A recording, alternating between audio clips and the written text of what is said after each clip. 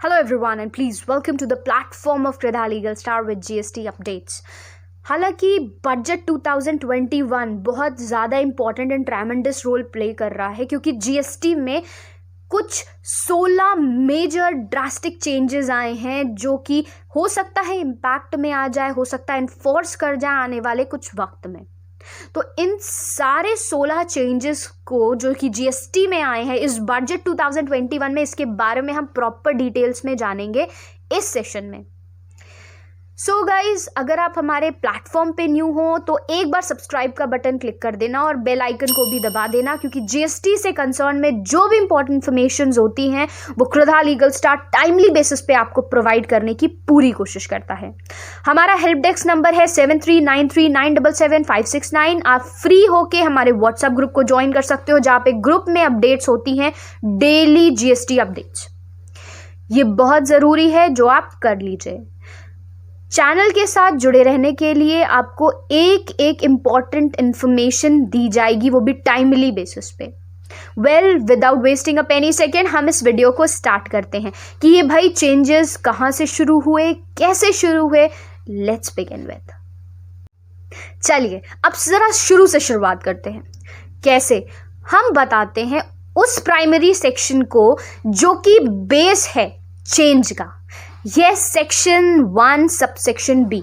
Section 1 subsection B एक बहुत important section है जो हमसे ये कहता है कि जो भी 16 चेंजेस हुए हैं जीएसटी के प्लेटफॉर्म पे फ्रॉम सेक्शन 16 से लेकर सेक्शन 99 से लेकर 114 सेक्शन तक, जो भी इंपॉर्टेंट चेंजेस हुए हैं, ये 16 चेंजेस जो भी हुए हैं, ये तभी इंप्लीमेंट होंगे जब इनका प्रॉपर नोटिफिकेशन ऑफिशियल गैजेट में आ जाएगा। तब तक इसको हम इंप्लीमेंट नहीं करेंगे और ना ही इसको माननीय कहेंगे। सबसे इंपॉर्टेंट बात ये होती है कि जो भी चेंज आता है इन एनी सेक्शन और इन एनी लॉ, उसको नोटिफाई करना बहुत जरूरी है। This is a part of finance bill. ये एक फाइनेंस बिल का हिस्सा है, इट्स नॉट एन एक्ट। ठीक है, ये एक फाइनेंस बिल है, एक्ट नहीं है। और हालांकि अगर ये एक बार एक्ट बन भी जाता है तो इसे सीजीएसटी एक्ट के अंतर्गत आने में भी ऑब्लिगेशंस लगेंगे। इसमें यह होता है कि प्रॉपर आपको नोटिफिकेशन आएगा इन द ऑफिशियल गैजेटी कि भाई फाइनेंस बिल के स्पेसिफिक एक्ट के स्पेसिफिक सेक्शन को नोटिफाई किया जा रहा है। उसी के बाद जैसे ही ये नोटिफिकेशन आ जाता है ये इंप्लीमेंट चेंज हो जाएगा।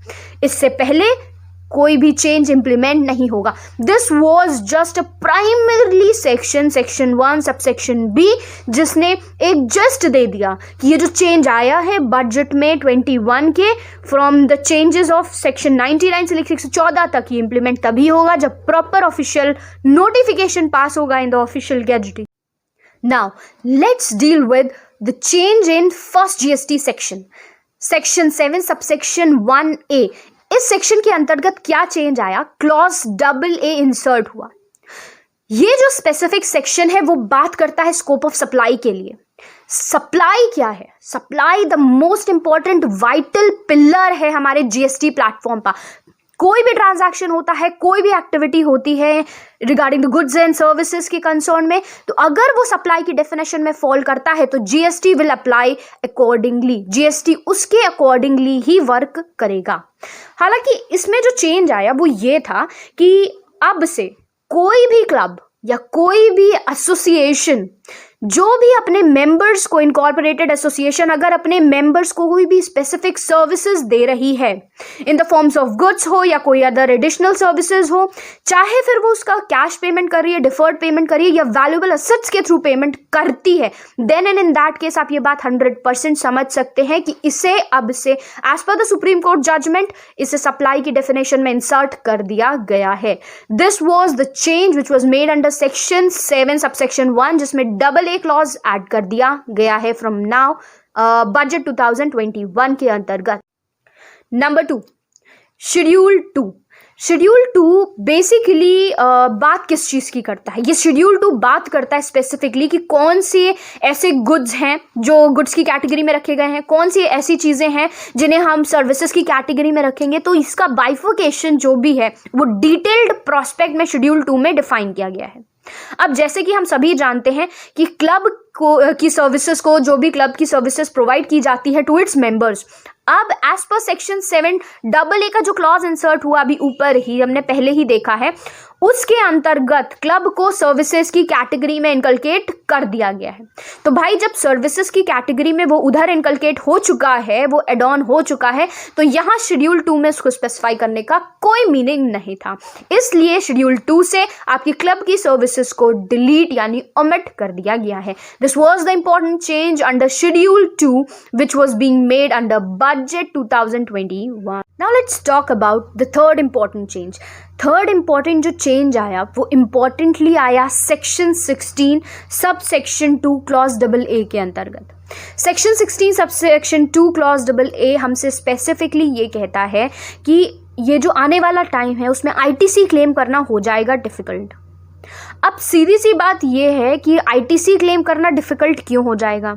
जैसे कि हम सभी लोग जानते हैं कि मोस्ट इम्पॉर्टेंटली प्रोमिनेंटली जो भी सप्लायर्स हैं आपके, वो जब तक अपने इनवॉइसेस को GSTR 1 में नहीं शो करते हैं, नहीं अपलोड करते हैं और उसकी डिटेल हाईलाइट नहीं करती है इन द अपकमिंग मंथ, उसी के बेस पे हम ITC क्लेम करते हैं। अगर वो नहीं शो करेगी तो हम ITC क्लेम नहीं कर पाएंगे। It's as simple.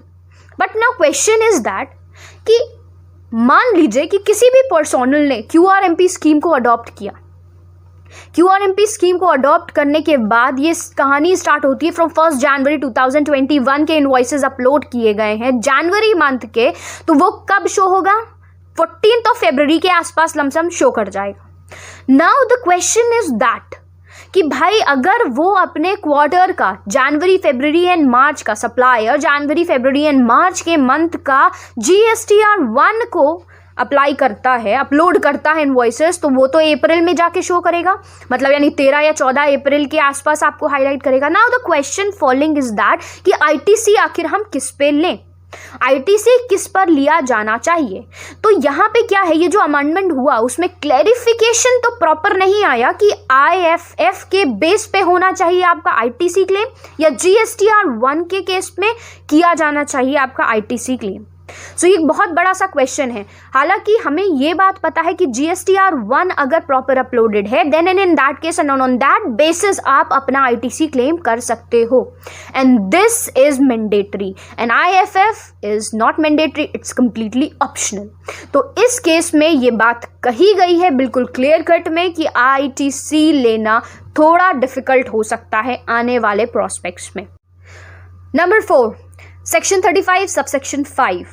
Section 35 subsection 5 is being omitted from the Finance Bill 2021 which talks about GST audit, जिसमें ये क्लियर किया गया था 1920 के कंसर्न में ये ऑडिट हो सकता है, 2021 के कंसर्न में इसका कोई भी अपडेट नहीं आया। So there may be a chance कि एज पर फाइनेंस बिल इसे ओमिट किया गया है।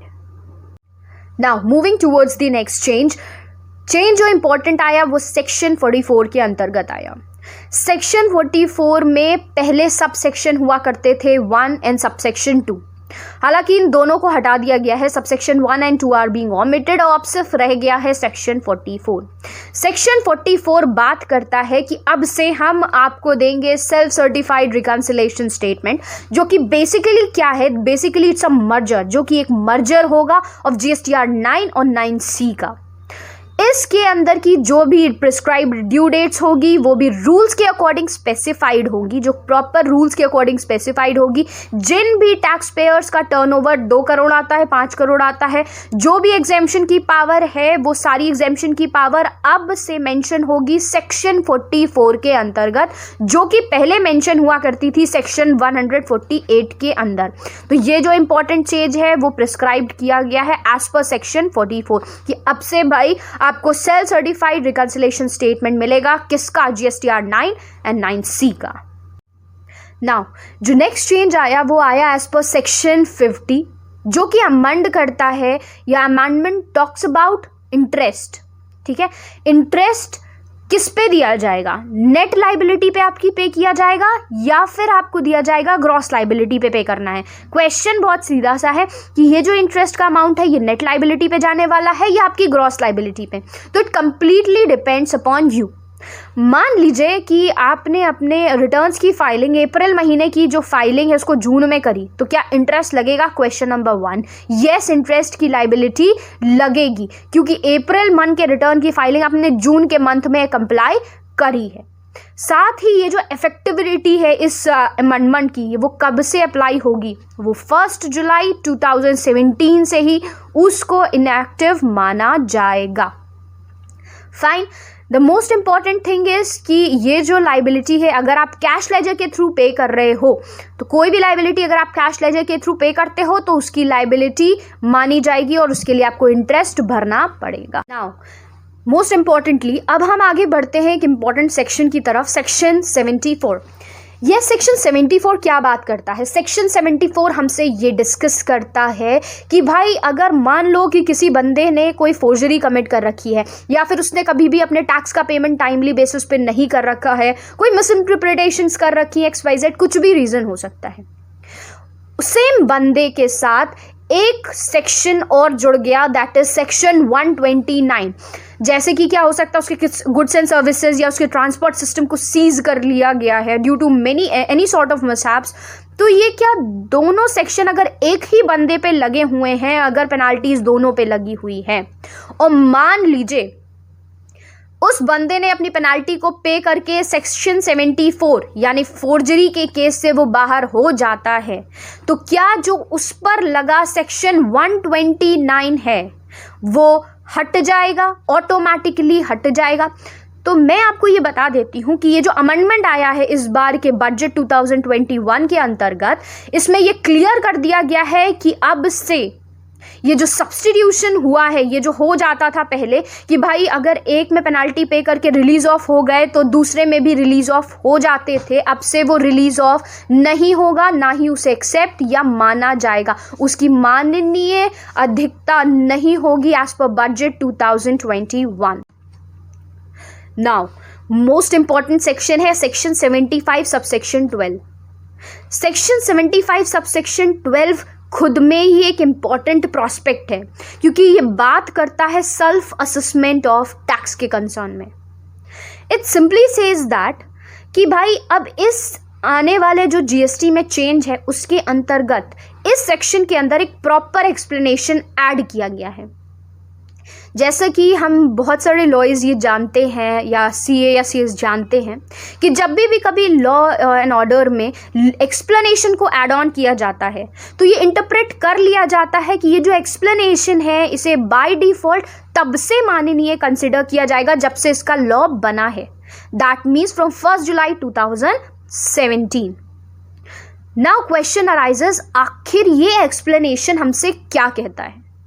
ये एक्सप्लेनेशन इस सेक्शन के अंदर हमसे ये कहता है कि मान लो मिस्टर एक्स, एग्जाम्पल ले रहे हैं कि मिस्टर एक्स एक पर्सनल है जिसने अपना GSTR 1 की रिटर्न यानी आउटवर्ड सप्लाई को दिखाया है, सेल्स को दिखाया है, तो ये कंसिडर किया जाएगा कि जो भी आउटवर्ड सप्लाई, जो भी सेल्स की डिटेल वो दिखा रहे हैं उसे हम अब से सेल्फ असेस्ड मानेंगे। ये कंसिडर किया जाएगा कि ये सेल्फ असेस्ड लाइबिलिटी है मिस्टर एक्स की। नाउ अगर ये इस बार से सेल्फ असेस्ड मान लिया गया, ये एक्सप्लेनेशन को सेल्फ असेस्ड मान लिया गया, ये एक्सप्लेनेशन ऐड ऑन हो गया है, तो इसका मतलब है कि ये अप्लाई होगा फ्रॉम 1 जुलाई 2017 से। अगर ये 1 जुलाई 2017 से हो रहा है अप्लाई, तो इसका मतलब ये है कि भाई ये तो आपने सेल्फ असेस करके दिखा दिया, इट मीन्स दैट कि आपने अपनी लाइबिलिटीज को टाइमली भरा है। इन केस आपका मिसमैच अराइज होता है GSTR 1 और GSTR 3B के केस में, then and in that case department is going to ask you and department is going to recover from you. तो इस केस में थोड़ा सा प्रॉब्लम फेस करना पड़ सकता है टैक्स पेयर्स को, हो सकता है उनके पास नोटिस भी चले जाएं इस बिहाफ पे। सो यहाँ पे ये इम्पॉर्टेंट चीज़ है कि भाई अब क्वेश्चन आता है कि ये जो आपका डिसीजन हुआ है कि भाई एक्सप्लेनेशन को 1 जुलाई से 2017 से लाना है, तो उसकी स्पेसिफिक डेट मेंशन होनी चाहिए कि भाई ये 1 जुलाई 2017 से असेसमेंट में माना जाएगा कि इसकी कोई डेट हमें आने वाले वक्त में मिलने वाली है, ये जानना ज़रूरी होगा। क्योंकि अगर ये 1 जुलाई 2017 से माननीय हुआ तो नोटिस आने लग जाएगी और प्रॉब्लम फेस करना पड़ेगा टैक्स पेयर्स को। हालांकि GSTR 3B सर्विसेज मान चुके हैं, बट अब से इस न्यू बजट के अकॉर्डिंग GSTR 1 को भी सेल्फ असेस लाइबिलिटी कंसिडर किया जाएगा। Now let's begin with the next section. Section 83 subsection 1 हमसे बात करता है प्रोविजनल अटैचमेंट के कंसर्न में। प्रोविजनल अटैचमेंट के कंसर्न में ये बात कही गई है कि मान लीजिए अगर डिपार्टमेंट को कभी भी किसी भी केस में अगर रेवेन्यू का लॉस फील होता है, then in that case they are holding the right कि वो आपसे इंफॉर्मेशन निकाल सकते हैं। दे हैव द राइट कि वो आपसे सारी डिटेल पूछ सकते हैं regarding your bank accounts, regarding your personal properties या XYZ जो भी उन्हें इंपॉर्टेंट अपडेट्स चाहिए होगी रिगार्डिंग योर असेट्स, वो चीज़ वो ले सकते हैं आपसे। साथ ही एक और इम्पॉर्टेंट बात कही गई थी अंडर दिस प्रोविजनल सेक्शन कि जैसे ये प्रोविजनल सेक्शन स्पेसिफाई करता है कि भाई इसमें गवर्नमेंट ने अपने रेंज को वास्टिफाई किया। पहले ये जो इन्फॉर्मेशन कलेक्शन की डिटेल होती थी ना, ये वो कुछ ही सेक्शन के अंतर्गत कर सकते थे, जैसे कि मान लीजिए 4 से 5 होंगे। अब इसे वास्टिफाई करके 24 सेक्शन के ऊपर ये प्रोविजनल अटैचमेंट लगा दी गई है। Yes 24, जिसमें से एक सबसे ज़्यादा इंपॉर्टेंट है सेक्शन 122, जिसमें फोर्जरी कमिट करी है या आपने टैक्स का पेमेंट टाइमली बेसिस पे नहीं किया है, देन इन दैट केस उस कंसर्न में भी सेक्शन 122 के अंदर एक एडिशनल सबसेक्शन ऐड किया है, सबसेक्शन 1A, जो हमसे ये बात कहता है कि मान लीजिए कोई भी पर्सनल ऐसे हैं, मिस्टर एक्स और मास्टर पर्सन मिस्टर एक्स, अगर मान लीजिए मिस्टर एक्स ने कोई भी फ्रॉड किया है, जैसे कि एक फेक इनवॉइसेस को जनरेट कराया है with the help of mister Y, ठीक है, तो देन इन दैट केस ये बात सीधी सी समझ लीजिए कि इस बार से या अब से मिस्टर वाई के साथ साथ mister X would be liable for this professional attachments, मतलब उनसे भी प्रॉपर डिटेल या इंफॉर्मेशन ली जा सकती है। So this was an active role with the section 83 subsection 1। Next change आया है, वो चेंज आया है अपील के कंसर्न में। यस, अपील के केस में क्या होता था कि जब भी आप अपनी कोई भी अपील फाइल करते हो, ठीक है, तो in terms of your tax हो सकता है, इंटरेस्ट हो सकता है या कोई पेनाल्टी हो सकती है, तो देन इन दैट केस आपकी जो अपील होती थी उसको माननीय समझने के लिए आपको जो भी पे करना पड़ता था, दैट इज एट पर the 10% of the taxable value. But अब मान लीजिए आपने अपील फाइल करी है कि भाई आपके गुड्स को, आपके असेट को, अब बात कर लेते हैं अपील के कंसर्न में क्या चेंज आया है। अमेंडमेंट के बाद क्या हुआ है, पहले क्या होता था कि जब भी आप पे कोई इंटरेस्ट लगता था, ठीक है, कोई भी टैक्स लगा या कोई पेनाल्टी लगी, and if you filed an appeal regarding it, तो 10% ऑफ द टैक्सेबल वैल्यू जो भी होती थी वो आप पे करते थे। बट अब समझिए अगर आपने कभी भी अपील फाइल करी इन concern with section 129 subsection 3, that means कि आपके गुड्स को, आपकी असेट को आपकी सीज कर लिया गया है, then in that case you filing an appeal, तो आपको इस केस में 25% ऑफ द पेनाल्टी पे करनी पड़ेगी। So this was the change as पर budget 2021। Now, once again, let's begin with the section 108 of the finance bill, जो हमसे क्या कहता है। हालांकि 129 एक corresponding section है और 108 ऑफ द फाइनेंस बिल का, जो कि बात करता है tremendously importantly about the E way bill. हम सभी जानते हैं कि कभी भी जैसे ई वे बिल जनरेटेड नहीं है या रॉन्गली जनरेटेड है, देन इन दैट केस अगर आपकी गाड़ी, आपका ट्रांसपोर्ट जिससे आप गुड्स की सप्लाई कर रहे हो वो पकड़ा जाता है, तो क्या हो सकता है, क्या कंडीशन फॉल कर सकती है, ये बहुत बड़ा क्वेश्चन मार्क है। पहले क्या होता था कि आप टैक्स भी भरते थे और पेनाल्टी भी भरते थे, तब जाके आपकी गाड़ी छूटती थी। आज की डेट में एक 4 सिचुएशंस के कंसिडर में हम इस चीज़ को समझते हैं। मान लीजिए आपकी गाड़ी पकड़ी गई और व्हीकल का ओनर आ रहा है उस गाड़ी को रिलीज कराने के लिए। फिर अगर बात उठती है कि वो गुड्स टैक्सेबल गुड्स हैं, ठीक है, वो गुड्स कैसे हैं, टैक्सेबल गुड्स की कैटेगरी में फॉल करते हैं, तो क्या हो सकता है, तो जो ओनर है उसको क्या पे करना पड़ेगा, 200% ऑफ द पेनाल्टी पे करनी पड़ेगी और ITC उसको मिलने नहीं वाला। दूसरी कंसर्न आती है कि अगर एग्जेम्प्टेड गुड है तो सेम, अगर ओनर आ रहा है तो यही डिटेल फॉल करेगी, 200% ऑफ द पेनाल्टी देगा और and then in that case ITC उसको मिलने नहीं वाला। अगर मान लीजिए इस केस में अगर ट्रांसपोर्टर अपनी गाड़ी को रिलीज कराने चला आता है तो क्या हो सकती है सिचुएशन। इस केस में अगर ट्रांसपोर्टर आता है तो वो पे करेगा आपका 1 लाख रुपीज, या तो वो 1 लाख रुपए पे करेगा या 50% of the taxable value of the goods जो भी है वो पे करेगा। जो भी हायर होगा वो अमाउंट कौन पे करने वाला है, ट्रांसपोर्टर। चाहे फॉर टैक्सेबल गुड्स का केस हो या एग्जेम्प्टेड गुड्स का केस हो, दोनों में ही सेम अप्लाई होता है। आइए आगे चलते हैं और बात करते हैं section 129। Section 129 of this finance act ने क्या चेंज किया है इसके बारे में हम प्रॉपर डिस्कशन करेंगे। मैं आपसे रिक्वेस्ट करती हूँ, वीडियो बड़ा ज़रूर है बट इम्पॉर्टेंट बहुत ज़्यादा है, तो अगर समय लग रहा है तो इसे ध्यान से देखिए क्योंकि हर एक टॉपिक में एक इम्पॉर्टेंट बात छिपी हुई है। वीडियो को स्किप मत कीजिए, चैनल को एक बार सब्सक्राइब कर लीजिए जिससे इम्पॉर्टेंट अपडेट्स की डिटेल आप तक ज़रूर पहुंचती रहे।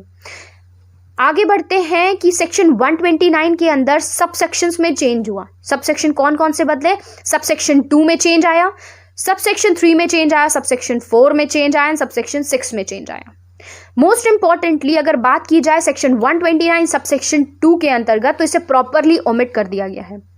ये बात कही गई थी कि पहले ऐसा होता था कि भाई अगर आपकी गाड़ी पकड़ी गई या आपका माल पकड़ा गया या सीजेशन के कंसर्न में अगर आप कोई भी बॉन्ड या सिक्योरिटी देते हो, बॉन्ड सिक्योरिटी अगर आप देते हो in the form of security अगर आप बॉन्ड्स देते हो, देन इन दैट केस आपके गुड्स को रिलीज कर दिया जाएगा। लेकिन अब से ये अलाउड नहीं है। चाहे आप कोई सिक्योरिटी दो या ना दो, आपके ट्रांसपोर्ट को नहीं छोड़ा जाएगा, आपकी गाड़ी को नहीं छोड़ा जाएगा। आगे बात करते हैं सेक्शन 129 सबसेक्शन 3 के अंतर्गत। सेक्शन 29 सबसेक्शन 3 के अंतर्गत एक बात लिखी गई कि भाई अगर आप मान लीजिए आपकी गाड़ी पकड़ी जाती है तो आपको एक 7 दिन का नोटिस दिया जाएगा, नोटिस प्रोवाइड किया जाएगा। उस नोटिस के अंदर ये लिखा जाएगा कि आपका फला फला माल पकड़ा गया है, आप ये बताइए कि इसे क्यों ना जब्त किया जाए या इसे क्यों ना निकाल दिया जाए या क्यों इसको हम डिस्पोज ऑफ नहीं कर सकते हैं। आपको प्रॉपर उस रिप्लाई करना है उस नोटिस का। अगर मान लीजिए अगर आप उस नोटिस का रिप्लाई प्रॉपर बेस पे नहीं करते हो तो आपके पास पहुंच जाएगा एक ऑर्डर। उस ऑर्डर में साफ बात ये लिखी जाती है कि भाई अब ये समझ लीजिए कि इस ऑर्डर के अंतर्गत अब आपको पे करना पड़ेगी पेनाल्टी। फाइन, आगे बढ़ते हुए हम डिस्कस करेंगे सेक्शन 129 सबसेक्शन 4। सेक्शन 29 सबसेक्शन 4 के अंदर एक इंपॉर्टेंट वर्ड को सब्स्टिट्यूट किया गया है कि जहां जहां पे इंटरेस्ट या टैक्स वर्ड का यूज था अब वहां पे लग रहा है पेनाल्टी वर्ड। क्या वर्ड लग रहा है? पेनाल्टी। सेक्शन 129 सबसेक्शन 6 के अंदर जो चेंज आया वो ये था कि पहले क्या होता था कि अगर कोई गाड़ी पकड़ी गई, कोई माल पकड़ा गया, कोई गुड्स को पकड़ा गया या सीज किया गया, देन इन दैट केस क्या होता था कि माल को जब्त करके रख लिया जाता था। तो भाई इतनी तो जगह नहीं है ना डिपार्टमेंट के पास कि वो आपके माल को जब्त ही करते रहे, तो सीधा आपसे क्या होगा कि उसे नीलाम कर दिया जाएगा। उसके लिए भी एक 15 दिन का नोटिस आपको दिया जाएगा कि भाई अगर आप अपने माल को बचाना चाहते हो तो 15 दिन के अंदर इसे छुड़वा लो। छुड़वाना कैसे है? पेनाल्टी दे के छुड़वाना है। अगर मान लीजिए एक ट्रांसपोर्टर आता है और वो कहता है कि भाई आप माल जब्त करो ट्रांसपोर्ट के लिए, हमारा ट्रांसपोर्ट कन्विंस क्यों जब्त कर रहे हो, हमारे व्हीकल को क्यों यूज कर रहे हो, तो देन इन दैट केस अगर ट्रांसपोर्टर को अपने ट्रक का रिलीज चाहिए है तो इसके लिए भी उसे पेनाल्टी भरनी पड़ेगी, या फिर पेनाल्टी भरो या तो 1 लाख रुपए दो, which ever can be the less. ये चेंजेस आ रहे हैं जीएसटी के अंदर जो कि बेसिकली कहा जाए कि इस प्लेटफॉर्म को काफ़ी स्ट्रॉन्ग बेस देने के लिए, सिस्टम को एक बेटर प्रॉस्पेक्ट देने के लिए किया जाना ज़रूरी है। Moving towards the next, section 130 के कंसर्न में अगर बात की जाए तो सेक्शन 130 कहता है सीजमेंट ऑफ गुड्स के बारे में, जब्त करना माल को। तो अब इसको ओमिट कर दिया गया है क्योंकि अब तो माल को जब्त नहीं सीधा नीलाम किया जाता है, तो इस सेक्शन का कोई नीड नहीं, इसलिए इसको कर दिया गया है ओमिट। सेक्शन 51, इस सेक्शन के अंतर्गत पहले ये कहा जाता था कि क्लाइंट से हम स्टैटिस्टिकल बेसिस पे डेटा कलेक्ट करेंगे जो भी डिपार्टमेंट को रिक्वायर्ड है, but now the statistical word is being removed and इसकी जगह सब्स्टिट्यूट किया गया है word information. Now department has the right कि जो भी इंफॉर्मेशन उन्हें क्लाइंट से चाहिए है या टैक्स पेयर से चाहिए है वो प्रॉपर बेसिस पे अपनी रिक्वायरमेंट के अकॉर्डिंग ले सकते हैं। नाउ सेक्शन 168 जिसमें कमीशंस के बारे में बात की गई है, डेफिनेशंस को डिफाइन किया गया है एज पर सेक्शन 144 151 के अंतर्गत, जो कि इंपॉर्टेंट है, जो कि चेंजेस कई सारे ला रहा है जीएसटी के प्लेटफॉर्म पे। तो ये एज पर द बजट 2021 था। नाउ फाइनली आईजीएसटी के अंतर्गत भी बहुत बड़ा सा चेंज आया एज पर सेक्शन 16, जो हमसे एक सिंपल सी बात कहता है कि जब भी हम सेज यूनिट्स को सप्लाई करते थे तो उसे हम जीरो रेटेड सप्लाई को कंसिडर कर लेते थे। क्या मानते थे? जीरो रेटेड सप्लाई कंसिडर कर लेते थे। बट अब से हम उसे जीरो रेटेड सप्लाई तब ही मानेंगे जब आपके गुड्स की सप्लाई एक ऑथराइज्ड सप्लाई होगी। ठीक है, ऑथराइज्ड सप्लाई होगी। साथ ही मान लीजिए आपने एक्सपोर्ट किया, रिफंड दिया और पेमेंट नहीं आया, पैसा नहीं आया, देन इन दैट केस हम आपसे रिफंड ले सकते हैं और उसके लिए आपको इवन रिफंड अमाउंट के साथ इंटरेस्ट भी पे करना पड़ सकता है। इट सिंपली मीन्स कि अब से अगर सेज यूनिट्स को कोई भी सप्लाई की जा रही है तो इट सिंपली मीन्स उसे जीरो रेटेड सप्लाई नहीं कहा जाएगा जब तक कि वो ऑथराइज्ड सप्लाई ना हो। रिफंड के कंसर्न में भी ये बात कही गई है कि रिफंड भी दिया जाएगा ऑथराइज्ड पर्सन को, and authorised class of goods के कंसर्न में ही रिफंड अप्लाई होगा। So this was all it about us guys. आप हमारे चैनल को सब्सक्राइब कर सकते हो। हम टाइमली अपडेट्स करते हैं आपको हमारे व्हाट्सएप ग्रुप पे। अगर ज्वाइन करना चाहते हो 7393977569 पे हमें कॉन्टैक्ट कीजिए।